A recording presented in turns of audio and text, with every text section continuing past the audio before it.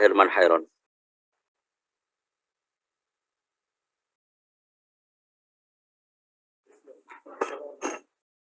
Baik, terima kasih Ketua dan seluruh anggota Komisi 6 yang saya hormati, Saudara Sekretaris Kementerian BUMN beserta seluruh jajarannya, Saudara Direktur Utama Bank Syariah Indonesia, berikut direksi dan seluruh jajaran yang hadir. Pertama, tentu saya memberikan apresiasi atas peningkatan kapabilitas dan kapasitas korporasi yang setelah di merger ini menunjukkan performa yang cukup baik dan tentu juga mendukung sepenuhnya untuk ke depan bisa didorong lebih maju dan cita-cita untuk menjadi 5 besar atau 10 besar tadi? 10 dulu Pak, 10 besar dunia ini bisa diwujudkan, dan saya kira untuk bisa mengejar ke paling tidak 4 besar di Indonesia ini bisa juga diwujudkan. Yang kedua, saya juga ingin mendalami terkait dengan persoalan mekanisme transaksi baik untuk penabung atau dana masyarakat maupun untuk pemberian kredit, baik itu pada skala yang usaha kecil mikro maupun yang skala korporasi menengah ke atas, yang saya kira versinya Bank Syariah Indonesia itu seperti apa. Yang ketiga, saya juga masih belum membayangkan, ini kan kadang-kadang kalau dalam satu kemasan Mandiri, BNI, BRI ini kan seperti satu atap yang sepertinya tidak ada persoalan gitu ya. Jadi kalau BSI ini sebagai seorang suami memiliki 3 istri ini sebetulnya. Mandiri, Syariah, dan BNI. Ya 3 istri. Terbalik Pak, orang tuanya 3 Pak, orang tuanya. Nah, enggak, istri. Ini pasti ada cerewet-cerewetnya nih kan masing-masing pemilik modal. Bukan ini BSI gitu. Istri, Ini masalahnya 3 Bu. Kalau istri kalau satu nggak cerewet katanya. Kalau satu enggak. Nah, maksud saya, bagaimana perspektif dari ketiga shareholder ini yang saat ini tentu memiliki sistem dan cara yang berbeda-beda sebelumnya. Diikat oleh sebuah sistem manajemen apa, sehingga Bank Syariah Indonesia mampu untuk survive dan untuk menuju kepada cita-cita yang lebih tinggi. Yang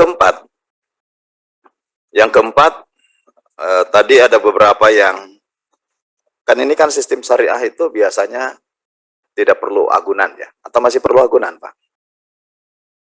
Perbankan ya syariah, konven perlu agunan Pak. Nah, berarti ini, ya, ini dia. Ini berarti syariah. Tapi ada juga yang tergantung jenis produk ya Pak. Masjid bisa diagunkan, masjid.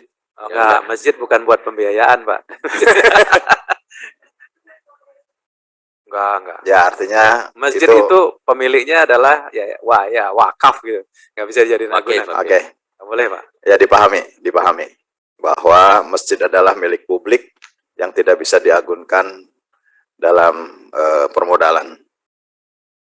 Nah, dengan sistem syariah ini, hitung-hitungan kalau bank itu kan gampang lah ngitungnya. Bunga yang ditetapkan sekian persen, mereka harus mengembalikan. Ini kan dengan sistem mudharabah, banyak sistem yang dibangun.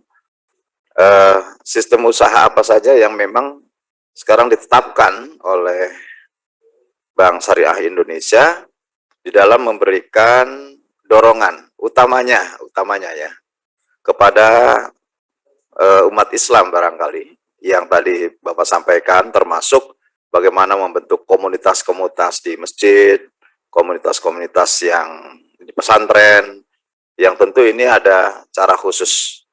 Dan saya yakin bahwa Bank Syariah Indonesia juga tidak sektarian, tidak hanya membiayai terhadap hanya sistemnya yang syariah, tapi pembiayaan menurut saya bebas kepada yang lainnya.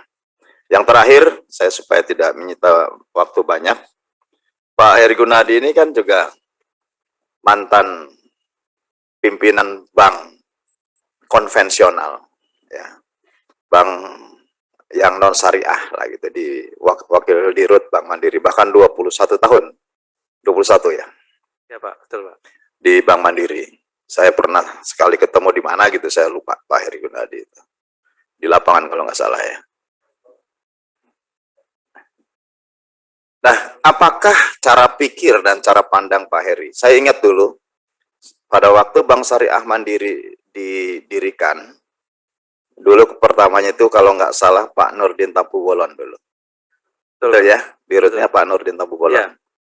Dan dulu waktu saya masih dengan Mas Dawam Raharjo, saya masih sering ikut untuk bagaimana memberikan advice kepada Bank Syariah Mandiri, karena pada waktu itu masih berdiri tahun berapa, tahun 90-an lah gitu.